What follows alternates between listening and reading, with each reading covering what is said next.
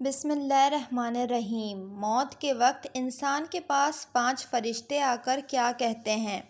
یہ قدرت کا قانون ہے کہ اس دنیا میں جو بھی آتا ہے اسے ایک دن جانا ہوتا ہے۔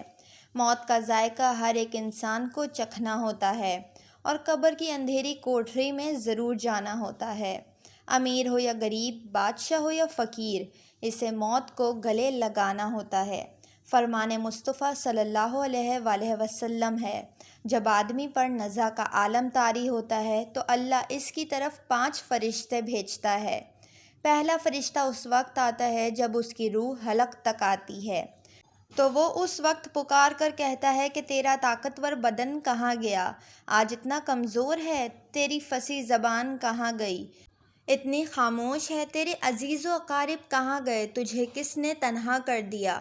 جب اس کی روح قبض کر لی جاتی ہے اور کفن پہنا دیا جاتا ہے تو دوسرا فرشتہ اس کے پاس آتا ہے، اس سے پکار کر کہتا ہے، اے ابن آدم، تم نے تنگ دستی کے خوف سے جو مال و دولت جمع کی تھی وہ کہاں گیا؟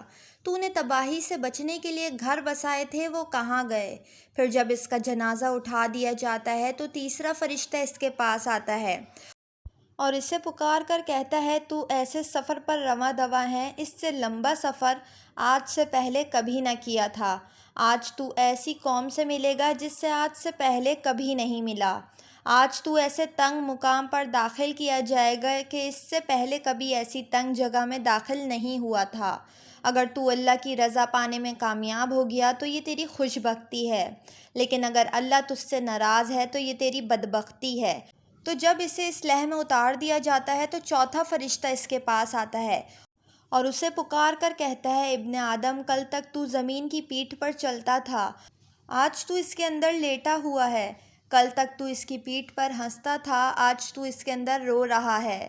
کل تک تو اس کے پیٹھ پر گناہ کرتا تھا، آج تو اس کے اندر نہ تو شرمندہ ہے۔ پھر جب اس کے قبر میں مٹی ڈال دی جاتی ہے تو اس کے اہل و عیال، دوست و اقارب چھوڑ کر چلے جاتے ہیں، تو پانچواں فرشتہ اس کے پاس آتا ہے، اسے پکار کر کہتا ہے کہ ابن آدم، وہ لوگ تجھے دفنا کر چلے گئے، اگر وہ لوگ تیرے پاس بیٹھتے تو بھی تجھے کوئی فائدہ نہیں پہنچا سکتے تھے۔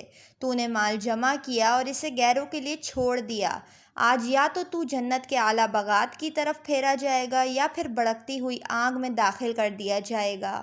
یہ زندگی بہت مختصر ہے، اس کا کوئی پتہ نہیں کب ختم ہو جائے، کس وقت اور کہاں سے موت آ جائے، اور اس دنیا میں آنے کا مقصد ہے کہ اچھے کام کریں۔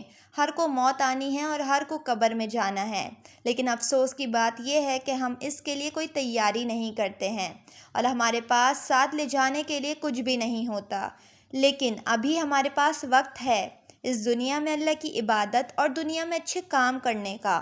اپنی زندگی کو اس راستے میں ڈال دیں جس کا ہمارے پیارے نبی صلی اللہ علیہ وآلہ وسلم نے ارشاد فرمایا۔ اللہ تعالی ہم سب کو نیک اعمال کرنے کی توفیق عطا فرمائے، آمین۔